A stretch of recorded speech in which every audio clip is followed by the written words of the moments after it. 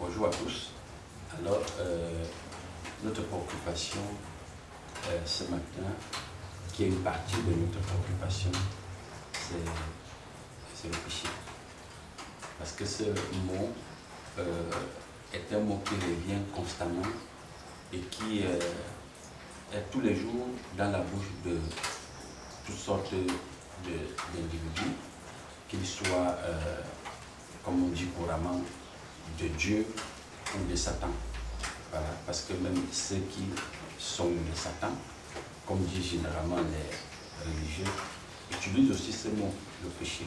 Alors, ou alors, on dit ceux qui n'appartiennent à aucune dénomination vont utiliser aussi ce mot. Parce que pour faire corriger l'enfant, ou bien pour se plaindre, ou bien pour exprimer une situation, on peut dire tu as péché. Voilà. Et aussi dans des milieux, dits des milieux religieux ou des milieux où on craint une divinité, ce mot aussi est employé. Donc on va dire le péché, tu as péché. Alors en fait, ce mot, pourquoi il est tellement employé par les uns et les autres? Si on prend au premier degré, c'est parce que ce mot a été présenté à la société comme le mot qui décrit toutes les déviances. Voilà, c'est le mot qui décrit les déviances. C'est-à-dire que la déviance peut être dans les milieux dits religieux ou dans les milieux dits non religieux. Si je prends par exemple pour expliquer un milieu non religieux, vous allez voir pour ceux qui ont des traditions, qui vivent dans les traditions ancestrales, s'il arrive que tu ne pars pas, c'est-à-dire couramment au village, pour faire des rites ou des sacrifices, on va dire que tu as péché. Est-ce que vous voyez un peu? Voilà, on va dire que tu as péché. S'il arrive que tu as promis de l'argent ou un rendez-vous à quelqu'un, tu ne viens pas à ton rendez-vous ou tu ne rembourses pas ta dette, on va dire que tu as péché. Vous voyez un peu. Maintenant, si on vient dans des milieux religieux, s'il arrive par exemple que, comme vous avez dit tout à l'heure, quelqu'un dit je n'ai pas obéi à ce qu'a dit le pasteur, l'apôtre, l'évêque ou le prêtre, j'ai péché, ou alors à ce qu'a dit la parole de Dieu, j'ai péché. Donc vous allez voir que, en grosso modo, le péché ne veut que décrire, c'est-à-dire une négation, ou alors c'est-à-dire une divergence. Quand vous ne convergez pas tous dans le même sens, et que quelqu'un va dans un sens contraire, on peut décrire ça comme le péché, sur le plan physiologique. Maintenant, dans la dimension métaphysique, qu'est-ce que le péché a voulu être, comment le péché a été présenté à celui qui est ignorant? Le péché a été présenté comme une faute lourde qui peut lui valoir la perte de son âme. Vous voyez un peu? Voilà pourquoi dans les milieux dits religieux, et quand on dit milieu religieux, ça ne concerne pas seulement les pentecôtistes, ni les catholiques, même les bouddhistes, les gens du Nirvana, donc tout le monde. C'est-à-dire tous ceux qui croient en Dieu, peu importe comment on va l'appeler. Vous voyez un peu? Donc ils vont employer ce mot-là. Voilà. Donc ça fait en sorte que dans la dimension spirituelle, le péché a été présenté comme des actes qui peuvent valoir la perte de ton âme. Était conduit dans un endroit qu'on va appeler le lieu de perdition ou l'enfer. Est-ce que vous voyez un peu? Bon, mais cependant, dans les milieux non religieux, n'oubliez pas que l'apôtre Paul a présenté des cultes païens. Dans la Bible, on présentait des cultes païens. On a un exemple de cultes comme le culte à Moloch, tu vois, les cultes de Baal, la Kabbale. Donc, vous voyez, donc, ça fait en sorte que ces cultes aussi, si tu ne obéissais pas en sacrifiant ton enfant pour le dieu de la fertilité, c'est-à-dire que Moloch était le dieu, il aimait le sacrifice des enfants. On brûlait les enfants sur les autels pour que l'odeur là, ils sentent ça et ils mangent. Et vous vous souvenez aussi qu'on dit que Dieu aimait les odeurs des viandes. Je dis là, vous voyez un peu, donc quand vous n'avez pas fait cela, vous avez péché. Et quand les femmes ne donnaient pas à Tammuz ce qu'il fallait donner, s'il n'y avait pas production des récoltes, on dit que parce qu'ils ont ou elles ont péché. Est-ce que vous voyez un peu? Donc le péché est présenté sur le plan spirituel comme un acte que si tu poses, ça va te freiner, ça va te rendre, ça va te limiter, ça peut même te tuer. Voilà. Je voulais savoir, dans la Bible, le riche qui avait amassé beaucoup de biens et qui était fier de ce qu'il avait amassé, mais pourquoi le Seigneur a dit que ton âme te sera enlevée? C'était pour lui. Est-ce qu'il avait péché? Voilà. Cette dimension est une dimension très subtile. Voilà. Qui présente quoi? Qui présente que la maman disait tout à l'heure l'orgueil. Vous voyez un peu? Tout ce qui, en réalité, c'est-à-dire, pensent obtenir un morceau de l'univers par leur propre force, automatiquement, ils seront orgueilleux. N'oubliez pas que l'une des choses qui a fait que Moïse soit très bien vu devant le Créateur, c'est son humilité. Mais il faut aussi rappeler que l'humilité ne vient que de l'Esprit de Dieu. Parce que les Moïse étaient, c'est-à-dire davantage dans la faveur de Dieu. Parce que le même Moïse est présenté en Égypte comme un grand bâtisseur. Mais cependant, Moïse ne prend pas pour la gloire, malgré même qu'il bâtit l'Égypte. Est-ce que vous voyez un peu? Parce qu'il faut bien dire que la Bible dit que Moïse était puissant en parole, en acte, en Égypte. Là, il n'était pas encore sous la tutelle, je vais dire sous la conduite visible du Créateur. Mais la main du Créateur a toujours été sur lui. Donc c'était des gens qui étaient appelés pour être des projections visibles du Créateur. Voilà. Donc, quand Moïse, maintenant, lui, il vient devant le Créateur, il est humble parce que l'Esprit de Dieu est sur lui. Et regardez le premier contact que le Créateur a avec Moïse. Le premier contact, c'est quoi? C'est que retire tes chaussures avant d'entrer dans ma présence. Tu vois, retire tes chaussures. Donc, c'est un signe d'humilité. C'est un signe pour montrer déjà que tout ce que tu vas obtenir ici, dans ma présence, sache que ça ne vient pas de toi. Je suis la force. Je suis le pourvoyeur. Je suis celui qui met à la disposition tout ce dont vous aviez besoin. Et maintenant, la dimension de pourquoi le monsieur s'est fait massacrer, c'est tout simplement parce qu'il n'a pas compris cette dimension du pourvoyeur et du receveur, ou alors du semeur et de celui qui donne la semence. Donc, Moïse, lui, il comprend cette dimension. C'est la raison pour laquelle tu vas voir dans sa marche avec les enfants d'Israël, il ne prendra aucune loi, par exemple, en disant « Moi, j'ai ouvert la mer rouge pour vous. » Tu vois un peu? Il dit bien « Souvenez-vous que quand on était en face de la mer, l'Éternel a fait ci. » Vous voyez un peu, non? Donc, il remet, il reconnaît que cette force ne vient pas de lui. Vous voyez un peu? Et tu vas voir que cette humilité a permis à Moïse de chanter pour la première fois dans toute l'histoire de l'Église un cantique à l'Éternel. Parce que les cantiques que vous voyez qu'on chante là, n'est pas une histoire juste pour, c'est pas une histoire pour se faire de l'argent. Les cantiques est une reconnaissance.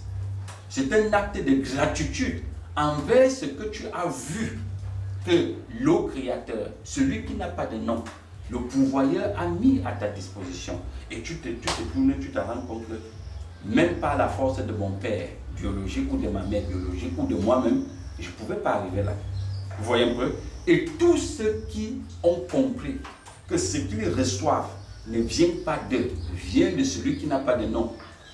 C'est-à-dire que la formule est simple, il devient automatiquement humble. L'humilité, on ne fabrique pas ça. On ne l'achète pas. L'humilité est un acte de reconnaissance. Donc au fur et à mesure que tu es reconnaissant des bienfaits de la grâce, des bienfaits de la main du Créateur dans ton existence, tu es humble sans t'en rendre compte. Tu deviens humble sans t'en rendre compte. Ça fait partie des vertus et des caractéristiques du Créateur. Est-ce que vous comprenez un peu? Je me souviens une année, quand j'ai commencé dans la foi, et je me suis rendu compte que quand je rencontrais toute personne devant moi, peu importe sa nationalité, et je voyais comment il se plaint. Tu vois, quelqu'un travaille, il gagne de l'argent, mais il se plaint. Quelqu'un a une maison, il se plaint. Quelqu'un a une voiture, il se plaint. Quelqu'un a une femme et des enfants, il se plaint. Mais je les regardais, je comprenais que si je ne me plains pas aujourd'hui, c'est tout simplement parce que j'ai eu la grâce qu'on change ma nature, qu'on change mon regard dans la société, qu'on change ma façon dont on m'avait construit par le passé. Et j'avais de la compassion pour ces gens-là. Maintenant, en ce moment, je ne jugeais plus personne. Tu vois, jusqu'aujourd'hui, je n'arrive, je ne juge personne. Tu vois, mais je comprends les gens. Parce que quand l'humilité s'installe, quand cette dimension s'installe en toi, tu peux comprendre les actes que peut poser chacun. Et en ce moment-là, tu as deux choses à faire. Soit tu pries pour lui, soit tu l'observes. Soit tu le bénis, soit tu l'observes. Tu comprends un peu? Et tu sais même où il va arriver. Est-ce que tu comprends? Mais sauf que tu ne serais pas partisan de son échec. Tu ne serais pas partisan de sa chute. Tu ne serais pas partisan de tout ce qu'il peut subir. Pourquoi? Parce que tu comprends très bien que si toi tu es en dehors de cette confusion, c'est parce que tu as eu la sémence venant du pourvoyeur. Est-ce que tu comprends un peu? Et vous allez voir que celui dont tu parles, le monsieur qui avait amassé les grains dans son grenier, il est justement massacré parce qu'il a cru que comme il a fait un grand champ, le champ a produit, c'est parce qu'il a eu beaucoup, il a mis beaucoup de son énergie, de sa force pour faire le champ. Il a mis beaucoup d'argent, il a employé les gens. Et comme il a récolté, maintenant il peut dire, mon âme, repose-toi. C'est la stupidité qu'aujourd'hui on voit dans la majorité des êtres humains. Pourquoi les gens ne veulent pas quitter au pouvoir? Mais parce qu'ils sont comme ce monsieur-là. C'est un état d'esprit. Hein? On ne parle pas là d'une personne, on parle là de l'état d'esprit qui affecte les gens. Pourquoi tu vois quelqu'un, hier il était avec toi, aujourd'hui il peut passer en route de salut? Parce qu'il a eu un petit morceau de bout d'univers. Quelqu'un qui ne travaille pas, aujourd'hui qui travaille, qui a un peu d'argent, il croit qu'il est ton égal. Il se croit même supérieur à toi. Est-ce que tu comprends? Quelqu'un qui n'avait pas une maison, ou une chambre, ou je ne sais pas moi quoi, une voiture, quand il l'obtient, quand il te voit en route, ça peine, il te salue. Donc tu comprends bien que la nature de l'être humain qui vit dans l'égocentrisme, qui ne connaît pas que c'est Dieu qui donne tout, dès qu'il obtient un morceau d'univers, sa vraie nature se révèle. Mon père biologique aimait souvent dire qu'il a compris pourquoi Dieu n'a pas permis que tout le monde ait l'argent. Il aimait toujours me dire ça. Je lui demande papa pourquoi, il me dit que parce qu'il y a des gens que si Dieu leur donne l'argent, ils vont tuer tout le village. Est-ce que tu comprends? Alors, et c'est avec le temps que j'ai compris ce qu'il m'expliquait. Il y a des gens qui montent, qui descendent, ils n'auront rien. Tu comprends pas? Et dans les milieux religieux, les pasteurs vont vous dire que tu es maudit. Ce n'est pas que tu es maudit. Personne n'est maudit. Les gens reçoivent ce qu'ils sont. C'est-à-dire c'est ce que tu es qui te permet d'avoir ou de ne pas avoir. Est-ce que tu comprends? Et pour vous illustrer ça avec un passage de la Bible, le roi David est un roi, c'est l'un des rois les plus puissants selon les écrits jusqu'à aujourd'hui. Il n'y a pas encore eu de roi comme David. Alors, regarde sa façon, regarde comment tellement il a compris d'où lui vient sa force. David dit, je ne suis pas capable de toucher à Saül. Mais pourtant Saül le persécute. N'est-ce pas? Alors, qu'est-ce que les chrétiens d'aujourd'hui font? Ou qu'est-ce que les soi-disant spirituels, des gens des milieux religieux font? Quand on lui persécute, il dit j'envoie le feu du Saint-Esprit sur toi.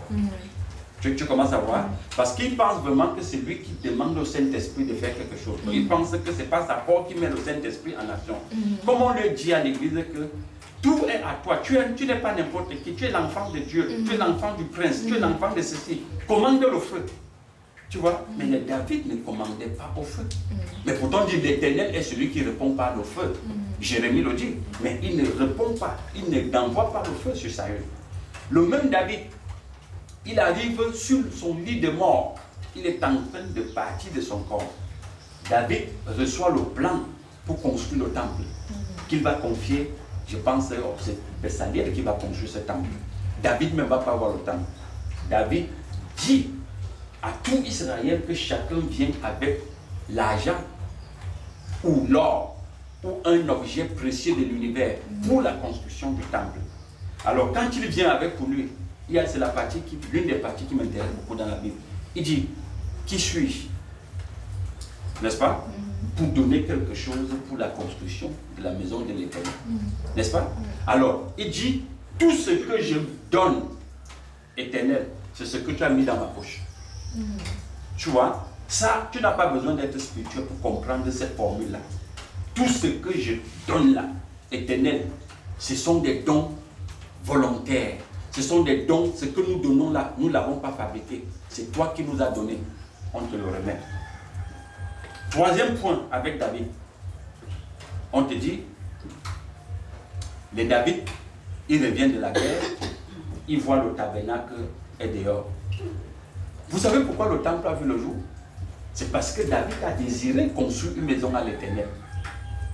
Et vous savez ce que l'Éternel lui a dit, non? L'Éternel lui a répondu, tu ne peux pas construire des temples pour moi. Je ne suis pas un homme. Je ne suis pas un humain. C'est moi qui vous donne les temples. Moi, je n'ai pas besoin des temples. Et c'est pourquoi il lui dit, comme tu as eu ça en cœur, ta main a trop le sang. Je ne veux pas te permettre de construire un temple, mais ton fils Salomon. Voilà pourquoi Salomon vient construire le temple. Donc c'est son père qui a attiré ça par ses vibrations. Donc c'est pourquoi je disais tout à l'heure, tout ce que chacun a, si tu n'as pas où dormir, si tu n'as pas quoi manger, c'est ce que tu es, c'est ce que tu as attiré. Tu comprends? C'est ce que tu as attiré. Même si tu as où dormir tous les jours, tu ne vois que les problèmes sur ton chemin. C'est toi qui crées ces problèmes.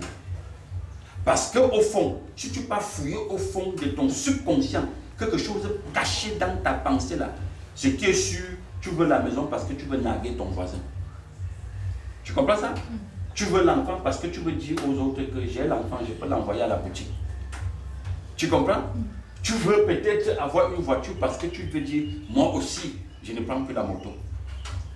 Tu comprends? Donc, chacun de nous obtient par le Créateur ce qui est caché là au fond de nous. Et quand tu parles là, donc tu me dis que la prière quand on s'assoit, on dit au Père, Père, donne-moi ceci, ou bien Père, je commande que tous ceux qui mes ennemis, ceux qui me torturent, soient peut-être chassés. Est-ce qu'on ne doit pas faire ce genre de prière? Est-ce que la prière doit seulement être de notre Père? Voilà, c'est une très bonne question. Quand tu vois quelqu'un dire que mes ennemis soient torturés, c'est parce qu'il n'a jamais compris qui lui est. Tu comprends? C'est-à-dire, il parle comme un enfant. Paul dit, quand j'étais enfant, je parlais comme un enfant. Tu comprends? Parce que s'il comprend qui il est, il va comprendre qu'il n'a plus d'ennemis. Parce que même le diable n'a pas d'ennemis. Je dis Lucifer, hein. Même Satan n'a pas d'ennemis. Ça, c'est que les gens ne savent pas. La preuve en est que Satan, tout le monde a peur de lui, non? N'est-ce pas? Alors, donc, ça veut dire qu'il est plus fort que les humains. Donc, pour lui, quand il regarde les humains, les animaux, personne ne s'en est. Tu t'amuses et t'écrases, monsieur. Tu comprends? Voilà. Maintenant, parce que je vois que ta question est très fondamentale. Regarde le comportement du Christ. C'est-à-dire ce personnage dans la Bible qu'on a présenté comme Jésus. Regarde comment il se comporte quand il entre dans l'univers. Est-ce qu'il a peur de Satan? Est-ce qu'il a peur de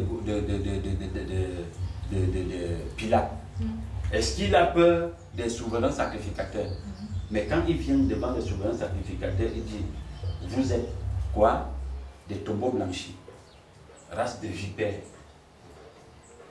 Tu vois comment il parle? Il arrive devant Pilate. Pilate dit, mais tu sais que j'ai le pouvoir de te libérer. Il dit, tu n'as rien. Dépose-moi ta main là. Tu n'as aucun pouvoir. Parce que, comme on parlait de reconnaissance, il connaît que ce qu'il est vient d'en haut. C'est-à-dire, il est le sein du Créateur. Donc, c'est pourquoi il dit que si tu connais qui tu es, tu ne peux plus dire, parce qu'il y a deux choses. Soit tu es Satan, soit tu es le Créateur. Tu vois, ce sont les deux niveaux. C'est le summum. Le summum de la supraconscience, c'est le Créateur. C'est lui qui a appelé toi à l'existence. Donc, tout ce qui dit « je suis enfant de Dieu » veut dire qu'il vient du sein de Dieu. Donc, quand on le voit, on voit Dieu. Mais pourquoi il a un ennemi? Est-ce que Dieu a un problème d'ennemi? Donc, c'est comme... Parce que quand je dis « je prie que Dieu persécute mes ennemis », ça veut dire que Dieu lui m'assied sur le compte est en train de dire « il faut que mes ennemis meurent ». Mais Dieu ne peut pas faire ce genre de prière. Et c'est pourquoi Paul aide tout le monde en disant « j'ai compris tôt ou tard que ce n'est plus moi qui vis, c'est le Christ qui vit en moi. Donc le Christ qui est en lui ne persécute personne. Ne prie pas qu'on envoie le feu sur quelqu'un. Ne prie pas qu'il soit vengé par quoi que ce soit. Tu comprends un peu? Voilà, c'est cette dimension-là. Et c'est où la Bible parfois devient intéressante. Dans Genèse, où toutes ces bêtises-là ont commencé. Tu vois, dans Genèse, on te dit, le sang de Adam crie vengeance. Parce que Caïn, son frère, le Dieu, lui a ôté l'existence. Alors, On te dit le sang de Jésus-Christ, il demande pardon. Et c'est la raison pour laquelle quand tu vois celui qui comprend qu'il est, même quand on est en train de le crucifier avec le marteau, c'est-à-dire on est en train de l'écraser avec le marteau, il dit pardonne-les, car ils ne savent pas ce qu'ils font. Pardonne-les.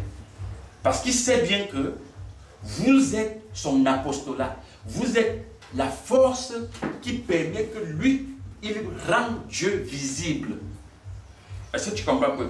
Et ce que moi j'ai découvert personnellement dedans, c'est que pour arriver à ce niveau-là, tu ne dois porter personne à cœur. Oui, tu comprends un peu? Parce que ce qui fait que je peux encore faire une prière que venge-moi Seigneur, c'est que je n'ai pas fait le lâcher prise. Tu vois, je pense, je dis, mais comment la chaise a pu me faire ça? Ça pique là. Tu vois, et je prie que Dieu me mange. Je prie que Dieu intervienne. Je prie que telle chose se passe. Est-ce que tu comprends un peu? Donc c'est à ce niveau-là où les gens se font avoir. Ça veut dire, si on se tient sur ce que tu venais de dire là, ça veut dire que il n'y a pas d'ennemi qui existe. Ouais. Tout ce qui se fait dans ton quotidien, c'est toi qui l'attires par tes vibrations. Et maintenant, tous ceux qui viennent pour assister ou participer à ton film sont des acteurs. Tu comprends? Ce sont des acteurs qui vont participer soit à ton ascension, soit à ta chute. Mais parfois, il y a dans les familles où on dit qu'on a gâté les enfants. Oui. Dès le bas âge. Mais qu'est-ce qui s'est passé alors? Parce que moi, je sais qu'à un certain âge, l'enfant n'est pas conscient. Donc, on ne peut pas dire qu'il a attiré ce qu'il est arrivé. Mais à un certain âge, comment ça se fait qu'on dit qu'on a gâté les enfants quand ils étaient petits? C'est une très bonne question. Regarde, je prends d'abord la dimension où on dit l'enfant n'a pas attiré quoi que ce soit. Mais ce que vous ignorez, c'est que l'enfant est la continuité de ses parents. Et mon père aimait toujours me dire que si on ne parvient pas à m'avoir, on va avoir mon enfant. Et vous allez voir que pour punir quelqu'un, pour faire mal à quelqu'un, généralement ce n'est pas lui qu'on touche. On touche son enfant. Est-ce que tu comprends un peu? Maintenant, pourquoi est-ce que on écoute dans des histoires, beaucoup comme ça au Cameroun, on a amené les enfants au village, on les a gâtés. Tu sais pourquoi on a pu, je n'ai pas envie d'étudier le mot gâté, on a même pu faire un rite sur ces enfants. C'est parce que toi, le père, tu es inconscient. Parce que le père est le premier protecteur physique de l'enfant. Voilà pourquoi dans la Bible, il est dit chaque parent est le tuteur de l'enfant. Parce que l'enfant n'est pas pour toi, mais l'enfant, tu es le tuteur de l'enfant. N'est-ce pas? Voilà, ça c'est la première chose. Deuxième chose, quand l'enfant sort avec son père et va quelque part, le père doit avoir l'œil sur l'enfant. Et c'est la raison pour laquelle, observe bien, quand le Christ atteint un niveau, il dit à sa mère que tu n'es pas ma mère. Parce qu'il est libre dans son esprit. Il comprend qui il est. Mais, entre-temps, pour Marie, c'est toujours son fils. Tu vois un peu? Et Marie veut que le Christ fasse les choses comme elle veut. Tu comprends un peu? Et le Christ comprend bien que si je fais comme Marie veut, je m'expose, je deviens comme un humain. Alors, imagine donc un père qui est inconscient, ou une mère qui est inconsciente, amène les enfants au village. Et on lui dit, on doit faire les rites à cet enfant, ou aux enfants. Quelle compréhension elle a pour dire non? Je ne dis pas que les rites des villages sont mauvaises. Hein? Je veux juste t'expliquer quelque chose. Tu comprends un peu? Voilà. C'est pour dire quoi? C'est pour dire que, parce que nous savons que les rites dans les villages, c'est un niveau de compréhension de l'univers. C'est un degré de compréhension. C'est pourquoi le professeur Maurice Kamto répond, d'après ce qu'on dit, à son chef que je ne suis pas au niveau des forêts sacrées. Et en dehors de lui, je suivais souvent l'une de mes sœurs. Quand elle venait au village, elle ne faisait pas les coutumes. Parce que son mari était ministre. Et elle était aussi très haut placée dans le gouvernement. Donc, pour dire quoi? Pour dire que quand on atteint un certain niveau d'initiation, les rites du village n'ont plus sa place. Et maintenant, ça c'est sur le plan du monde. Maintenant, quand tu entres dans la dimension de ce qu'on appelle spiritualité vers le Créateur, mais un enfant qui C'est pourquoi je dis, quand tu te connais, celui qui vient de Dieu, celui qui vient du Créateur, comprend très bien qui il est. Donc, il comprend bien qu'il n'a pas besoin de ce bas niveau de rite. Tu comprends un peu? Pour faire quoi que ce soit. Parce que pourquoi on dit que chaque rite est un degré de compréhension. Si vous initiez les enfants dans un rite du village, je prends un peu les villages que je connais où je suis passé. Les enfants à partir de 17-20 ans, on leur fait croire que parce qu'ils appartiennent, ils vont entrer dans une réunion et quand ils vont un problème, la réunion va les aider. Vous voyez quoi? Ils commencent à penser comme ça. Ils se limitent là. Mais le même enfant qui a le même âge en Chine, il n'attend pas que la réunion vienne l'aider quand sa mère va mourir. Ou bien quand il aura un problème. Il sait que pour résoudre son problème existentiel, il sait ce qu'il y a lieu de faire. Vous voyez comment ça change. Maintenant, vous prenez une maman, un papa, on lui dit, entre dans telle réunion. Ou dans cette réunion, il n'y a que 9 personnes. Alors dans cette réunion, tu auras le pouvoir de protéger ta maison la nuit. Il entre dedans. Mais sauf que, on lui dit, voilà un objet que tu vas aller mettre chez toi. Il faut de temps en temps, c'est-à-dire que donner quelque chose à ces objets. Et à la fin, on se retrouve que cet objet est devenu un serpent. Parce que le papa cherchait une protection. Tu comprends un peu? Et ce qu'il ne sait pas, ou ce que les gens ignorent, tout ce que tu prends, qui est en dehors du Créateur pour protection, va te demander quelque chose. Est-ce que tu comprends un peu? Et quand ces choses-là à la maison, elle va jouer sur vous, non seulement même sur les enfants, même sur vos murs. Parce que les gens pensent seulement qu'on a gâté les enfants. Même les murs, on gâte les murs. Hein. On gâte les murs de la maison, on gâte les murs du sol. Il y a des maisons où tu entres, tu ne peux pas dormir. Voilà pourquoi on dit maison hantée. Parce qu'on a gâté la maison. Donc gâter quelque chose n'est pas seulement rester au niveau de gâter un être humain. Tu comprends un peu? Même une maison, on peut la gâter. Moi, j'ai été à Douala rendre visite à un pasteur. Il habite dans un château. Et ce château a été abandonné par la famille, par une famille. Et lui, il habite dans ce château parce qu'il dit, c'est au nom de Jésus que j'ai ouvert les portes, je suis entré. La famille même, il dit, venez, la famille dit, on ne veut pas, on veut plus de cette maison. C'est un château, on l'a abandonné avec. Et quand lui il est revenu du Congo-Brazzaville, il n'avait pas où habiter. Il a dit, au nom de Jésus, j'habite dans la maison. Mais nous sommes allés lui rendre visite là-bas. On a mangé dans cette maison. Moi, j'étais dans ce château-là. Mais la famille qui a cette maison n'y vient plus. Ils ont dit au pasteur, on t'a fait cadeau parce que la maison est hantée. Donc, tu vois, c'est ça, la manière de penser. Lui, il sait qu'au nom de Jésus, rien ne le fait. Il est dans la maison. Mais les parents ont fui, les propriétaires ont fui parce qu'ils disent, le père qui avait cherché cette maison est à la Rose-Croix. On a hanté la maison. Tu comprends pas? Donc, nous étions à Bertois pour une campagne d'évangélisation. On a dormi chez un monsieur qui a acheté une maison qui appartenait à un directeur à la Banque mondiale. Tu te souviens? Alors, et ce monsieur, on dit quand il a laissé la maison était hantée. Et le monsieur aussi qui nous a reçus est un directeur dans une banque au Cameroun. Mais tu as vu comment l'état de la maison, elle était délabrée. Quand tu étais dans la maison, tu ressens les vibrations. La maison est bêtement grande. Tu comprends un peu? Mais pourquoi ça ne nous a pas fait peur? Parce qu'on est venu au nom du Seigneur. Tu vois un peu? Donc, ce sont des façons de penser. Et maintenant, l'enfant qu'on dit, l'enfant il est gâté depuis l'enfance. Si cet enfant élève ses vibrations dans le Créateur, mais cela va s'annuler parce que gâter veut dire que cet enfant a une façon de regarder la société. C'est ça qu'on appelle gâter. C'est-à-dire qu'il ne regarde pas la société comme monsieur tout le monde. Et si tu entres dans son esprit, lui aussi vous voit comme des gâtés. Hein? L'enfant que vous appelez le gâté, lui aussi vous voit comme des gâtés. Il ne comprend pas comment tu te lèves le matin, tu te soucies du pain au lait. Lui, il n'a pas de problème de pain au lait. C'est comme le fou. Le fou vous voit comme si vous êtes des fous.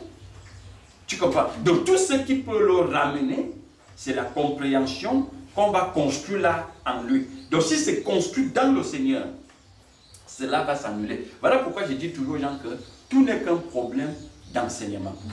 Est-ce que tu comprends un peu? Voilà, ce n'est qu'un problème d'enseignement.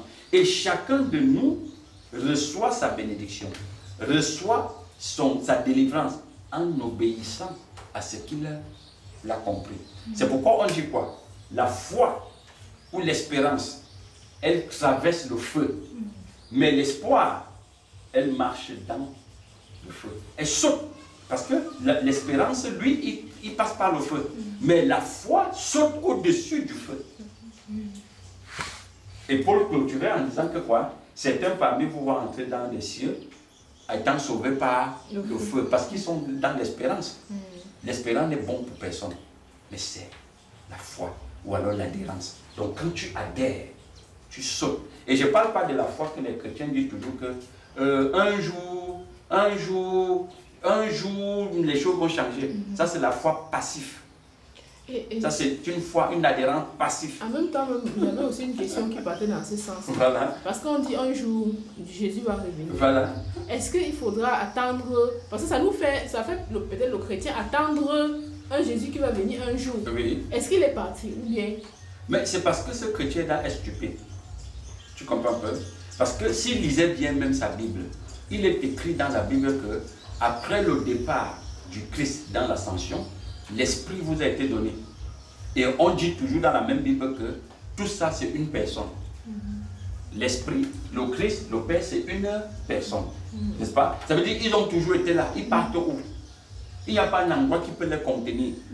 N'est-ce pas? Les David ont dit, est-ce que je peux construire une maison qui va contenir Dieu? Salomon a dit, mais est-ce que vraiment Dieu va habiter dans ce temple-ci? Parce qu'ils percevaient qu'on ne confine pas Dieu. Il est partout, il est là. Même s'il y a le ciel, même s'il y a l'enfer, même s'il y a quoi, il est dans l'enfer, dans le ciel, il est partout. C'est lui le propriétaire de tout. Mais comment vous pouvez l'attendre? Vous l'attendez où? Il est toujours là. Et je vous rappelle, qui est très bien, pour que je ne sorte pas de ces questions sans dire ceci, que tout ce que vous attendez que Jésus vient vous donner là, il est en vous. Hein. Je ne parle même pas de Jésus. Si tu attends que Jésus vienne délivrer tes enfants qui sont gâtés là, leur délivrance est en toi. C'est toi qui peux les... C'est toi. Même en eux-mêmes. Si tu attends que Jésus vienne te donner une femme, une maison, une voiture, toute la voiture, la maison, tout ça est en toi. Pourquoi? Parce que ce soit l'enfant, que ce soit la voiture, que ce soit la maison, que ce soit l'argent, que ce soit un travail, si vous observez bien, toutes ces choses-là ont la même nature, c'est l'univers. Ça ne vient pas du ciel. La voiture, c'est un produit du sol. La maison, c'est un produit du sol. La caméra, là, c'est un produit du sol. L'argent est un produit du sol. Mais vous attendez Jésus pour vous donner ce qui est à côté de vous. Qui est en vous.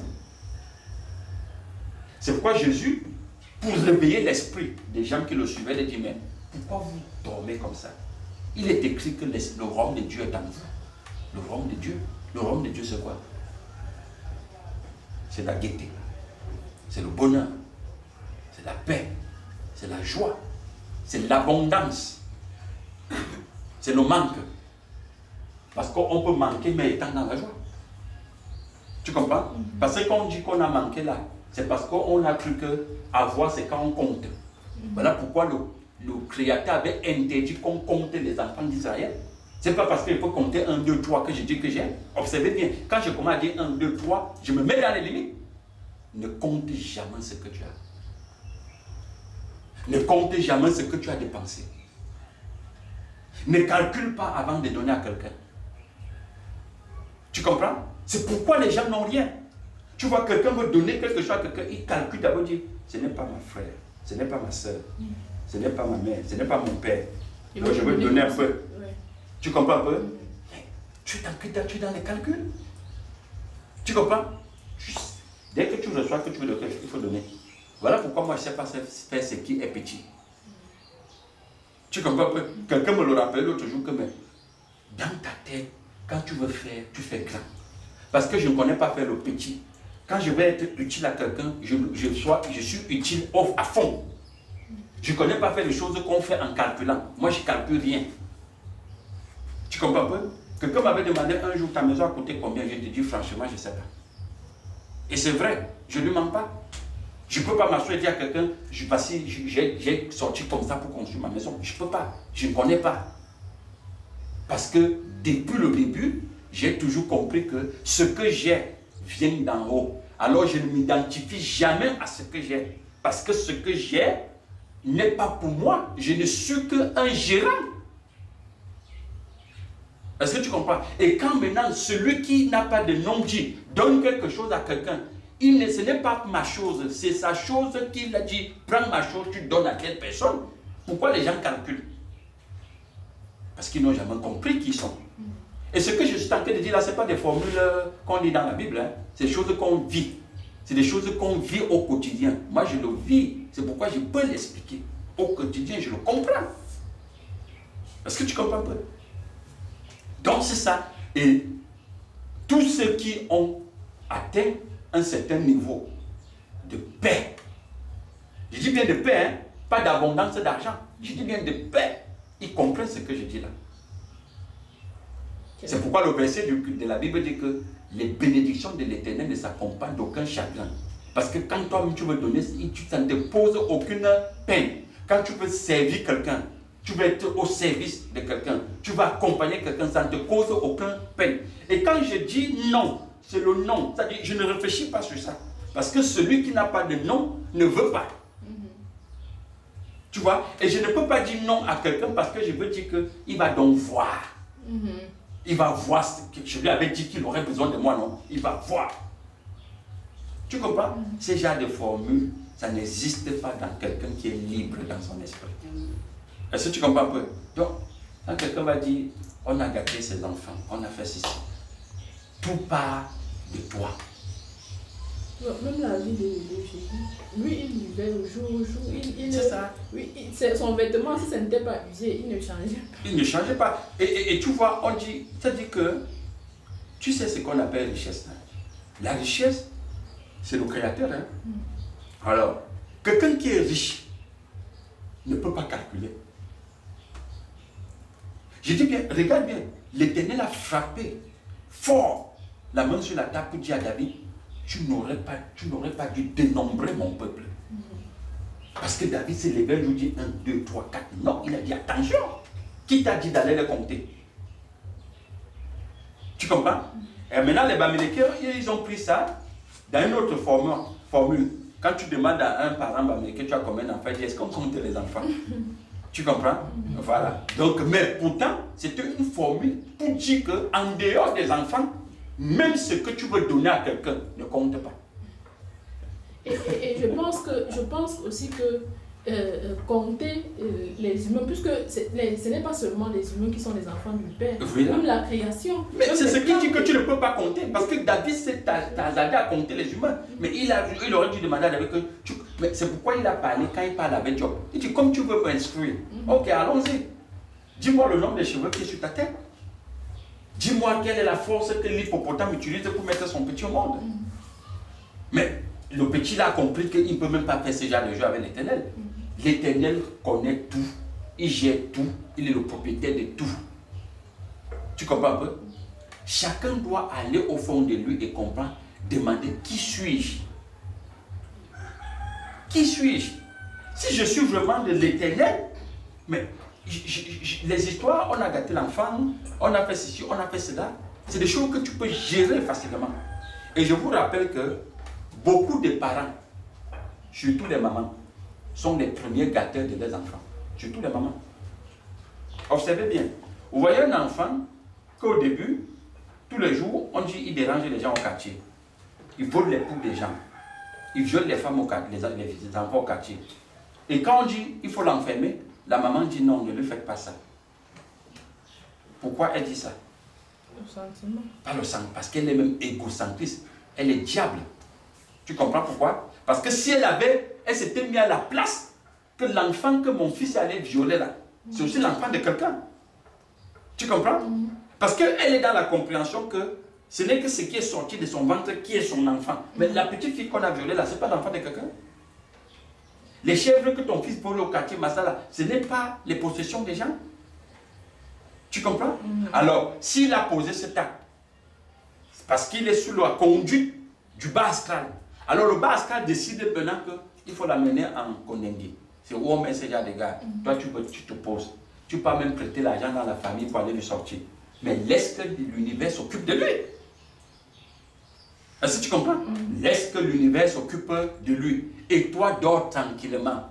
Le jour qui tu entoures la porte, il dit, maman, je suis ressorti de la prison, tu dis, bienvenue. Tu comprends? Donc, c'est de ça qu'il est question. Il faut être capable d'être responsable des actes que chacun peut poser. Est-ce que tu comprends un peu? C'est de ça qu'il est question.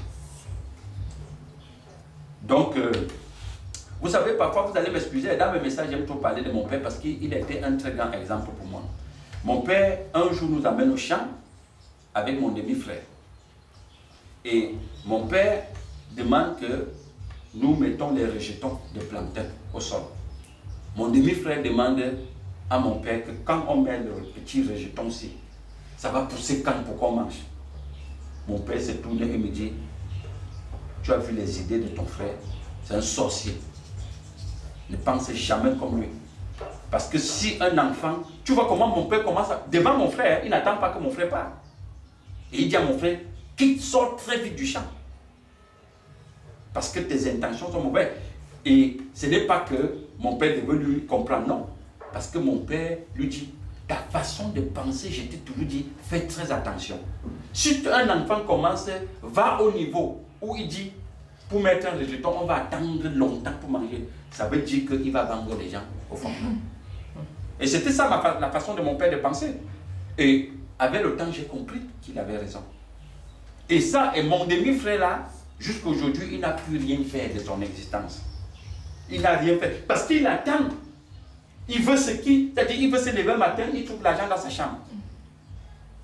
Donc il n'est pas loin d'aller chercher le porte-monnaie magique. Mais tu vois, mon père n'a pas gobé ça. Et j'ai apprécié ça avec le temps. Mais j'étais petit, je ne comprenais pas pourquoi. Nous, on est resté au champ, on a planté les plantains. Et nous, on a mangé ce plantain-là un jour. C'était ça la foi active. Donc, on n'attend pas Jésus un jour. On sait déjà que tout ce que nous voulons là est en nous.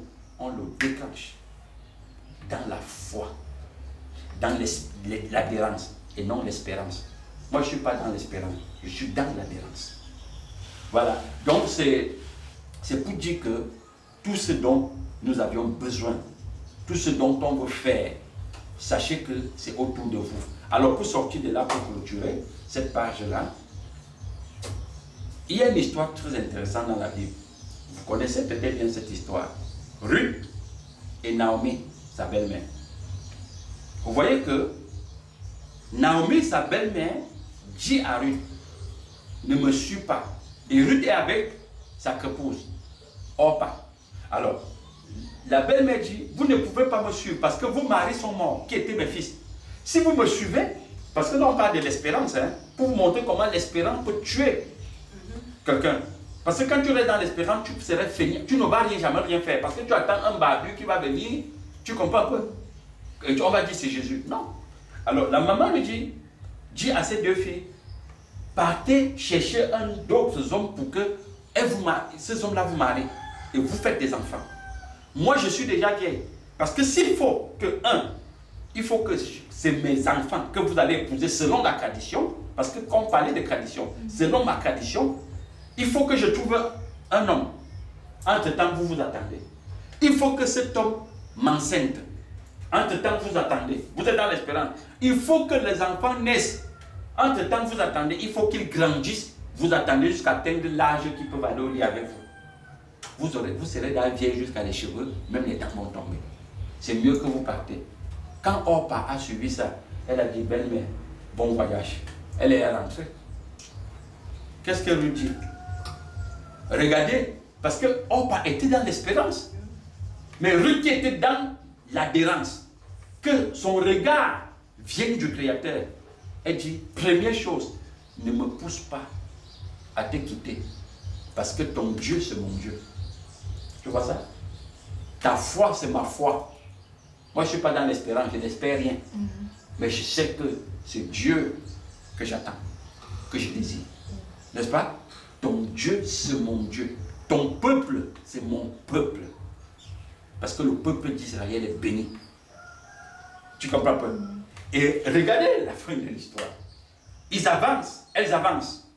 quand elles arrivent au village, on dit, dans la parenté de Naomi, il y avait un homme puissant et riche qui s'appelait Boaz, qui avait des terres, des champs et consorts. Et l'histoire va tourner, la fille te dit, maman, belle-mère, je dois aller travailler. Et elle va tomber dans le champ de Boaz. Et c'est de là que le mariage entre Ruth et Boaz voit le jour. N'est-ce pas? Et la belle-mère participe à son mariage. Elle dit, elle donne les secrets à sa belle-fille, comment faire pour comprendre comment attirer Boaz vers elle. Ça, c'est la foi dans l'action. La belle-mère ne dit pas que mettons les genoux sur prions. Non. Elle dit, dans le principe d'Israël, un homme comme Boaz, tu dois aller te coucher à côté de lui la nuit, mais ne le touche pas et maquille-toi de manière qu'il ne doit pas reconnaître qui tu es. C'est la belle-mère qui lui donne tous ces conseils-là. Tu vois, elle joue en la faveur. Elle commence à comprendre que cette fille vient de Dieu. Alors je dois participer à son développement. Et quand ça se passe, Boaz lui dit aussi, il y a le droit de rachat. C'est mon grand frère qui a le droit. Mais attends, je dois voir mon grand frère. Et mon grand frère doit dire en public qu'il ne veut pas de toi. Il ne veut non pas de Naomi. Parce qu'il savait que son grand frère va dire, c'est une païenne. Moi je suis un juif. Je ne peux pas épouser une païenne. Parce que Naomi n'était pas juive. Elle était païenne. Tu comprends pas? Et son grand boss dit que mon grand frère doit dire publiquement s'il doit prendre Naomi. Et Naomi est revenue en se donnant un nom.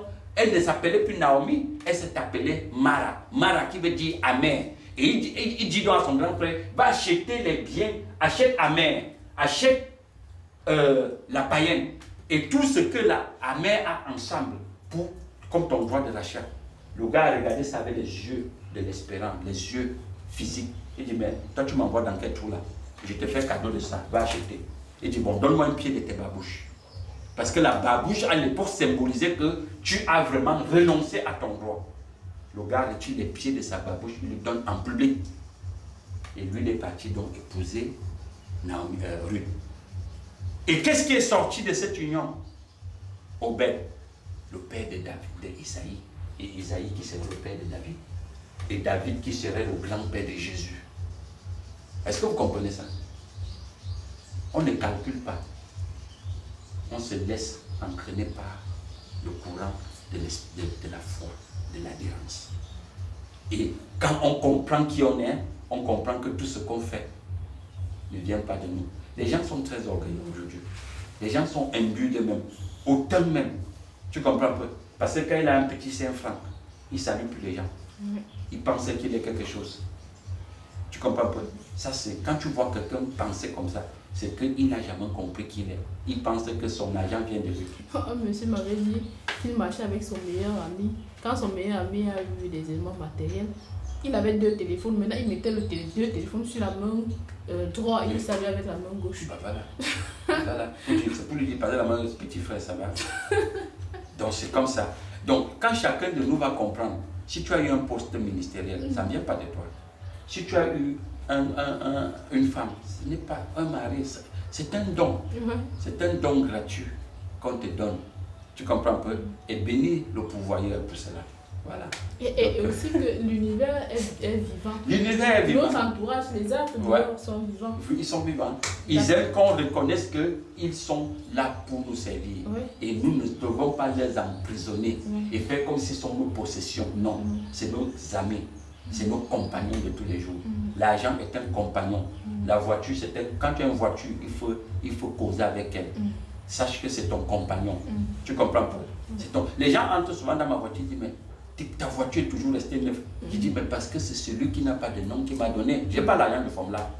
Celui qui n'a pas de nom qui m'a donné. Et je tiens compte de cela. Parce que je dois faire l'inventaire et lui rendre compte de tout ce qu'il me donne. Quand on te donne quelque chose, et que tu sais qui t'a donné, tu dois faire attention, il ne faut pas la mépriser. Ce n'est pas tes fautes. C'est quand on pense que c'est toi-même qui fais là. Tu la bousilles, tu dis je vais acheter l'autre. Est-ce qu'on t'a dit que tu achètes l'autre maintenant? Tu comprends pas? Voilà.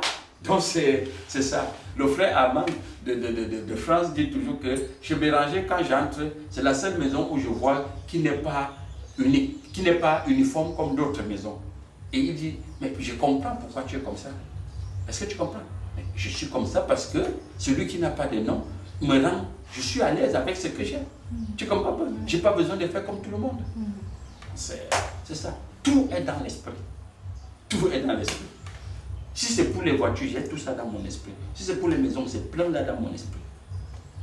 Si, tu comprends? L'argent est plein. Donc, tu vis à l'aise. Tout est dans l'esprit. Voilà pourquoi on dit que l'esprit rajeunit, l'esprit donne la vie. C'est tout ça. Donc, béni soit le Tout-Puissant, celui qui n'a pas de nom et qui continue à nous inspirer. Amen. Béni soit celui-là qui vient d'en haut et qui parcourt la terre et met sa force et la sagesse et l'intelligence en chacun de nous. Amen. Que chacun sache qu'il y a une différence entre l'espérance et l'adhérence, ou alors l'espérance et la foi. Ne restez pas dans l'espérance, allez dans l'adhérence. Découvrez qui vous êtes. Tout est en vous, tout est en vous. Et nous sommes à celui qui n'a pas de nom. Amen. Voilà, continuez à vous abonner et que ceux qui nous soutiennent davantage, nous vous disons merci. Même si c'est un pouce, si c'est un commentaire, ça fait partie du soutien. Parce que quand on dit soutien, les gens pensent à l'argent. Vous pouvez nous soutenir avec tout ce que vous voulez, que ce soit les pouces, que ce soit les commentaires, que ce soit des suggestions, des questions, ça nous aide beaucoup. Et ça fait en sorte que nous communions tous les jours ensemble. Que le Seigneur vous bénisse. Amen.